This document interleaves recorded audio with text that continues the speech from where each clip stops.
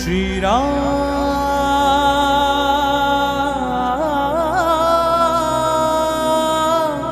जय श्री राम।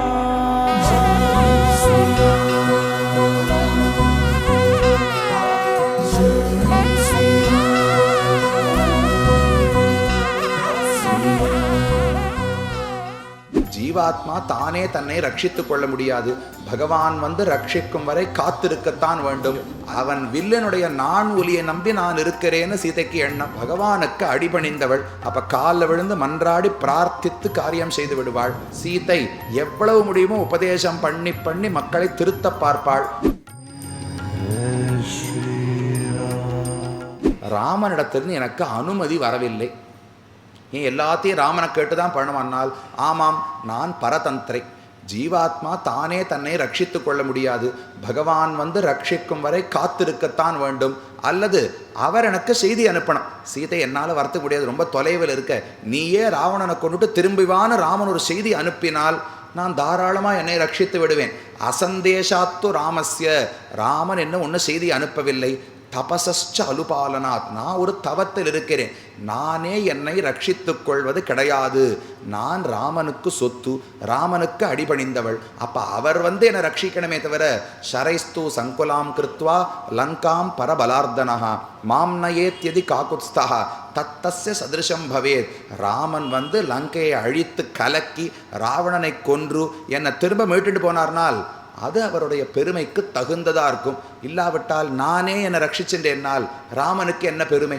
ராமாயணத்தில் ராமனுக்கு என்ன கதை இருக்குது? ராவணன் இக்கரையிலேருந்து அக்கறை கொண்டு போனார், சீதை ராவணன் அழிச்சுட்டு தானே திரும்ப வந்துட்டா. அப்படின்னா ராமனுக்கு என்ன இருக்குது? பஞ்சவட்டியிலே உட்கார்ந்துட்டு வேண்டியதான், அப்படியே திரும்ப அயோத்திக்கு போக வேண்டியதான். அப்போ ராமனுடைய பெருமைக்கு ஒரு இழுக்காயிடுமோ இல்லையோ? சொல்லினால் சுடுவேன், அது தூயவன் வில்லின் ஆற்றற்கு மாசென்று அஞ்சி வீசினேன் என்று கம்ப தெரிவிக்கிறார். ஒரு வார்த்தை, ஹனுமான் வாலில் நெருப்பு வச்சாலும் இல்லையோ, அந்த நெருப்பு ஹனுமானை சுடக்கூடாதுன்னு சீதை தான் அனுகிரகித்தாள். அதே நெருப்பு ராவணனை எரிக்கணும்னு சொல்கிறதுக்கு எத்தனை நாழி ஆயிருக்கும்? ஒரு நிமிஷத்தில் எரிச்சுட்டு போயிருக்கலாம். ஆனால் ராமனுடைய பெருமை போயிடுமோ இல்லையோ? அவன் வில்லனுடைய நான் ஒலியை நம்பி நான் இருக்கிறேன்னு சீதைக்கு எண்ணம். அதனால் நானே என்னை ரட்சித்துக் கொள்ள மாட்டேன், பகவான் கையை பார்த்துத்தான் இருப்பேன் என்று தன்னுடைய பாரதந்திரத்தை வெளியிட்டாள். அப்போ தன்னுடைய கருணை ராவணனாகவே இருந்தாலும் உபதேசித்து திருத்தணம்னு பார்க்கிறாள். மற்றொரு பக்கம் ராமனிடத்தில் உபதேசம் செய்து அவனுக்கு இன்னும் ரட்சணத்தில் ஒரு ஊற்றத்தை ஏற்படுத்த வேண்டும், உறுதி ஏற்படுத்த வேண்டும்னு பார்க்கிறாள். தான் பகவானுக்கு மங்களாசாசனம் செய்கிறாள். குழந்தைகளை ரட்சிப்பதற்கு ராமனை மேலும் மேலும் தூண்டுகிறாள். இதெல்லாம் சீதனுடைய பேச்சுகளை வைத்து, இதனால தான் ராமனே கொண்டாடுற. மதுரா மதுராலாபா கிமாக மம பாமினின்னு ராமன் கேட்க ஹனுமான் இடத்துல, என் சீதை ரொம்ப இனிமையானவள், அதை விட அவளுடைய பேச்சு ரொம்ப இனிமையானது.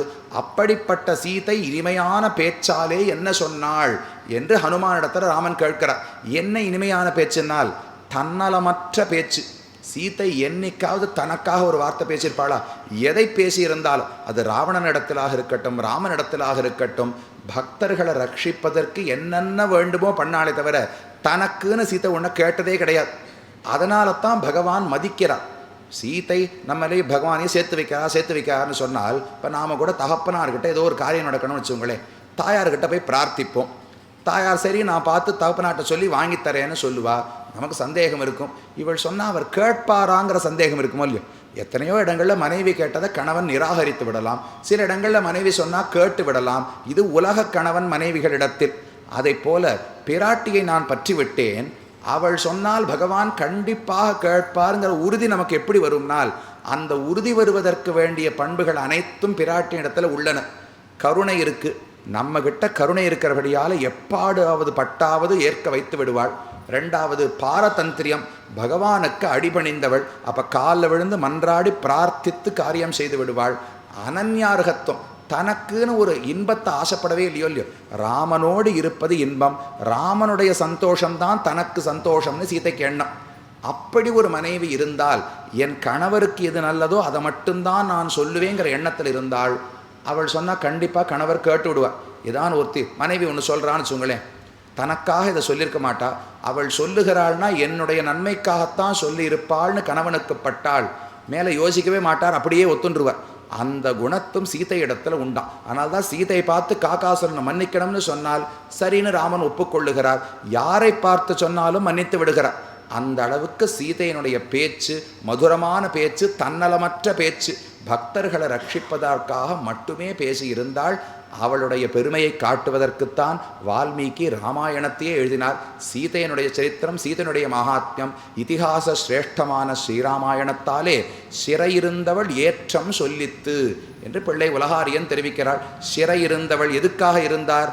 மற்ற பக்தர்களையெல்லாம் ரட்சிப்பதற்காக இருந்தாள். அப்பேற்பட்ட புருஷகாரபூதையான பிராட்டி சீதை, அவளுடைய பெருமையை இன்றைய தினம் நாமும் அனுபவித்தோம். ராமன் மனத்துக்கு அனைவருக்கும் இனியவராக இருப்பார். சீதை எவ்வளவு முடியுமோ உபதேசம் பண்ணி பண்ணி மக்களை திருத்த பார்ப்பாள்.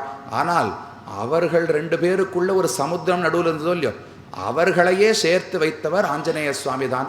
அவருடைய பெருமை என்ன, அவர் பண்ண கைங்கரியம் என்ன என்பதை நாளைய தினம் அனுபவிக்கலாம்.